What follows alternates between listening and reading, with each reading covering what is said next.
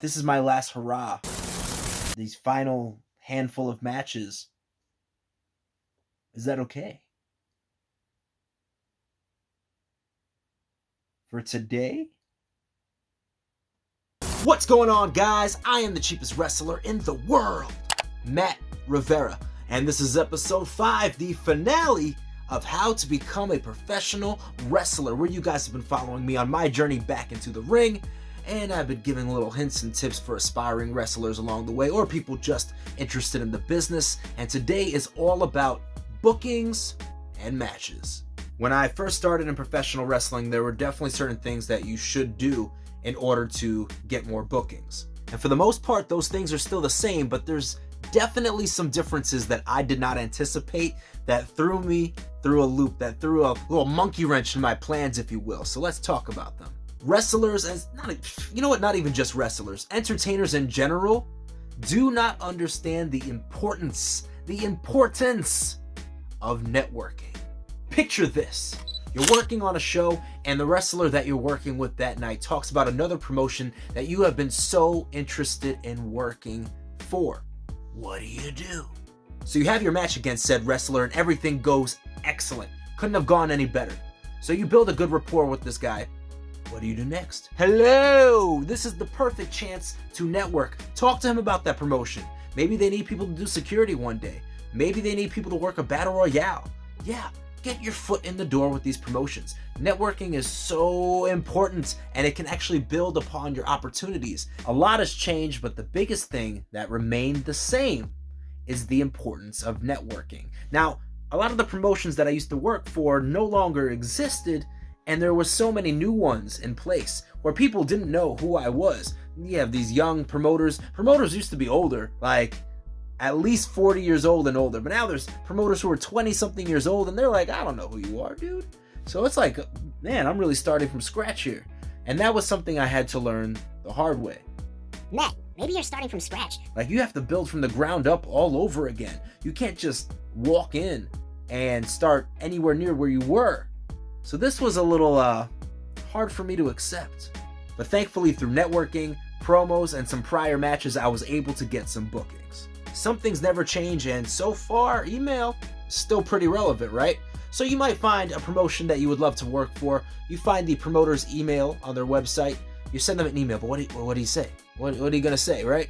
So 10 years ago, I would attach my resume. When I first started wrestling, I would have a resume. It kind of looked like a work resume. Talked about places that I trained, how long I've been training for, maybe some notable opponents, that sort of thing. That way, I can give it to a promoter or even a fellow wrestler, and they can check out that resume and kind of get an idea of who I am. I told you it looked like a work resume, so pretty professional, just standard black and white. And I would attach a promo picture of myself. And I would usually attach 3 links. One for a full-length match without anything cut out of it. Why is that important? So, some people might have a match, right? And decide, ooh, I love this match, but these 2 parts, I botched on that one part, and that other part just had awkward timing. So I'm just going to cut them out of the match, and I'll send that to promoters. Not as clever as you may think. Let me tell you why. It's pretty obvious when you cut something out of a match, right? Take out a whole chunk, you're like, well, that person was outside the ring, now they're inside. What did they cut out? That's always going to be what people want to know. How bad was that part that they had to take it out? What was it that they felt they needed to pull it out of the match so people like me wouldn't see it? Promoters are going to want to know when you botch, when you do mess up, when there's an error, when things don't go your way in your match or the way you envisioned it. What do? Those are the moments that promoters want to see. What do you do? Ooh, did they cover that up well? They recovered from that even though it was so messed up of a spot. Those are things that are really, really important and also separate a rookie wrestler from a veteran. Use a full-length match that you love. Second is a tag team match. So maybe a promoter, they see you in a tag team. They have this other guy that they really enjoy working with and they don't know what to do. So maybe they want to put you in a tag team. So it's a good idea to have a full-length tag team match recorded as well. Overall, the matches should be relatively short, maybe less than 8 minutes. And finally, a promo. Nothing too crazy, maybe less than a minute in length. Something that shows who your character is, but also shows you know how to advertise an event. So if you're saying, oh, December 8th, I will see you in Minnesota at the whatever lounge for East Coast Fire Wrestling, they want to see that you could do that, obviously a lot better than that, way smoother. But it's really important that you can sell a show and sell yourself. I've always been a very social person, so I didn't really think that getting bookings was something I was going to have issues with this time around. I was wrong. I actually struggled with bookings. And you know what? I struggled getting bookings in such a short period of time. Like I said, I had 4 months. 4 months from when I stepped into the wrestling ring after many years of being absent until I complete what I want to do in a certain time frame. My success rate at being booked was actually not as high as I thought it would be. I've always been a social person, so communicating with a promoter, maybe through text message, phone call, email, didn't really matter in person. It was always something that I was good at gaining opportunities through. But the world is different, man. The world's different than it was 10 years ago, and this was something I had to learn the hard way when it came to getting booked. I was sending emails left and right, beautifully written, had all of the necessary information that I would have in the past, but my results were just not where I needed them to be. I knew my time was limited and it was really difficult for me to get booked, but why? Because things changed! They're not the same as they once were. Man, a lot has changed since the last time I wrestled. Like what though? What's changed? Okay, let's talk about this. You know how many of those promoters actually did not even check their email in general? I'm not just talking about mine. I came to realize these emails, yeah, people still use them, but how many businesses use social media in order to connect with people? So let's talk about that for 1 second. I'm still a fan of using email first. Okay, here, dropping some gems now. So let's talk about this for a second. Aspiring professional wrestlers, always use email first, right? Always send an email first, unless it says specifically contact us through X, Y, and Z, then obviously you follow those directions. Always use email first. I'd wait a week, maybe 2 weeks, and then start looking at social media. Because, let's be honest, it's 2021. People use social media, sometimes even more so than email. Find out what the promotion primarily uses. Is it Instagram? Is it Twitter? Is it Facebook? And message them on one of those. At least also you'll know if they've read it and decided not to answer you back, unfortunately. Then at least you're not sitting around wondering, oh, did they even get it? Did they get my email? You can see they read your message. Hopefully they reply back, but if they don't, then maybe they're just not interested at this time. Something else that I learned, and this was actually from an independent wrestler named Logan Black. He was talking to wrestlers about reaching out, like a cold call, which is basically when you reach out to someone and you try to pitch yourself, maybe a promoter for a show, and they don't know who you are. You have no prior relationship. So I had a very old school resume. I mean, it was black and white, very simple looking, but I saw a resume that Logan Black had posted of himself, and it had like his promo picture. The colors were so dope. It was really nice and photoshopped, and I said, you know what? This is genius. People don't want to look at this boring looking resume. Let's spice it up. Let's have something fun. So if you create something like this, or if you don't know how to, I'll tell you right now, you can reach out to me and I'll put one of these together for you for a low price. Not for free. I'm the cheapest wrestler in the world. Come on, you don't do that for free? Come on, man. I actually did find this to be very helpful. I noticed that my booking started to increase, or I would at least get a response back more often. I knew some people over at Spartan Championship Wrestling, and we thought it would be a really cool angle for me to go for the Spartan Championship Wrestling heavyweight title. This was my first match back in about 6 years, and I'm really proud of what myself and Nick Thompson did. Going for the championship in the main event, my first match back was pretty crazy, but I did appreciate the opportunity, and I think I delivered. I think we delivered. It was a match that I'm happy with overall. There's things that I could have done better, which I'll talk about that in a second, but I love the way I took the moves. I felt really good. I thought the bumps were solid. One thing that I would have fixed first, if I had to pick one thing, definitely the timing. A lot of the moves I felt like just took a little too long to do. There were some awkward moments that could have been sped up a bit. So I would say timing was my number one issue with this match, but overall I really enjoyed it, and I would look forward to tying it up with Nick Thompson one more time so we can actually have a definite winner. Shout out to the Intense Wrestling Alliance. I had a great time wrestling for that promotion. The crowd was rowdy. I had a great locker room. And my match, it was an interesting one. It's not. There were things I hated about that match. First of all, I'm like wailing on him like a child. I'm like, why am I hitting him like a child? You know, this guy's damn near 7 foot, and I'm over here like beating on his back like I'm a baby. That's one thing I look back, I'm like, what am I even doing right now? Obviously, the match was really short. It was a 2-minute squash match. But again, going for another heavyweight title.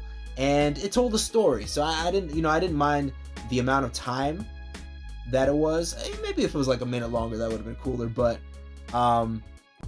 yeah, I think that the way I was hitting him, even though like the kick, oh god, that kick was terrible. But at least I'm aware of it. There's some people that are like, no, like that would defend it. No, that looked bad. My next match back after that was against a really good friend of mine that I've known for almost 10 years at this point, Stan Michael. I've known Stan for a while. I mean, we go back, we've shared the music stage together, but this is the first time we've ever stepped into a wrestling ring together. So that alone made me feel really proud. You know, I was really proud and excited to work with him. When I look back at the match, my honest opinion of it was I felt disappointed in myself. I feel that I didn't give him the best version of myself.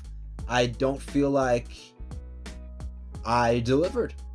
You know, I look back at that match, and not that it was terrible, but I'm not, you know, I'm not doing matches so they aren't terrible. You know, like, I don't know. I was a little upset at my performance in this match.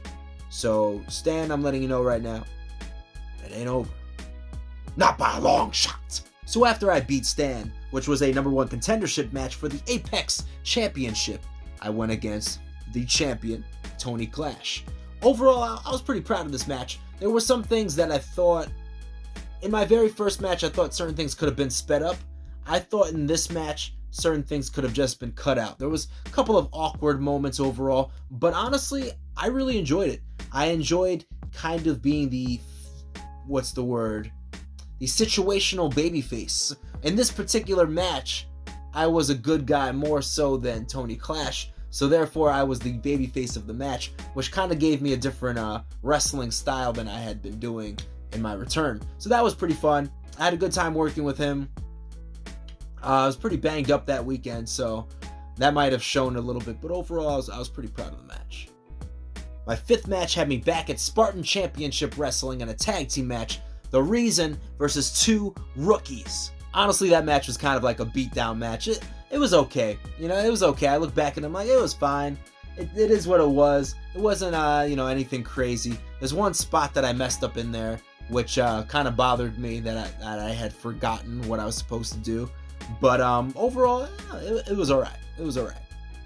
I want to take a moment and give some gems to aspiring wrestlers, new wrestlers that want some tips about matches. So I can't give you too much. Obviously, you go to training, then you work your matches when you do shows.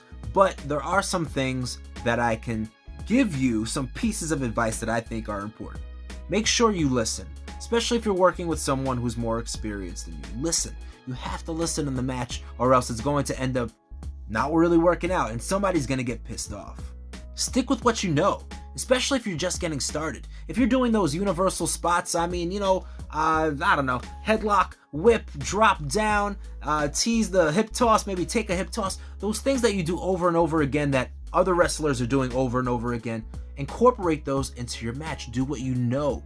You know, don't be so excited to do a springboard shooting star press. Stick with what you know. It'll make the match go smooth. Be safe. If you're concerned about a spot, somebody wants to give you a, triple flip pile driver into a flaming table, and you're not comfortable doing that, don't do it. Speak up for yourself. Say something. Or, hey man, that sounds a little dangerous. You know what I mean? You're allowed to say these things, so speak up for yourselves. What's next in the wrestling career of the cheapest wrestler in the world? And the honest answer is, I don't know.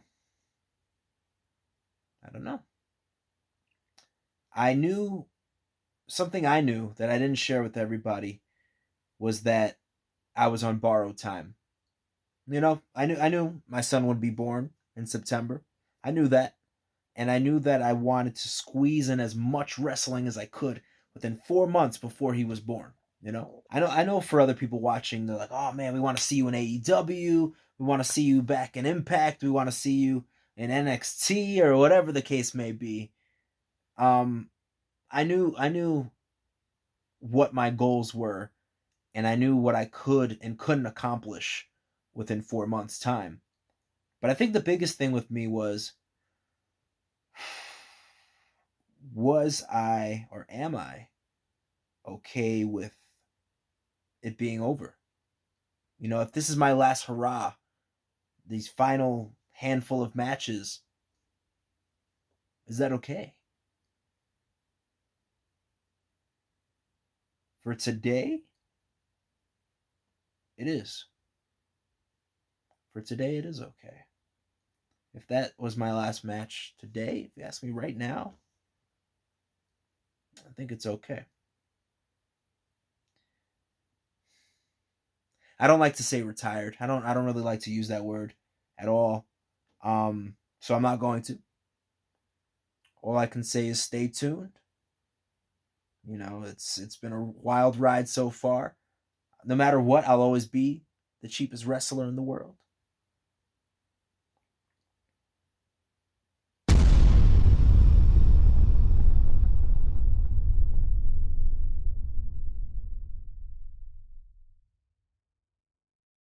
You know I've got to give a special shout out to the Frugal Faction.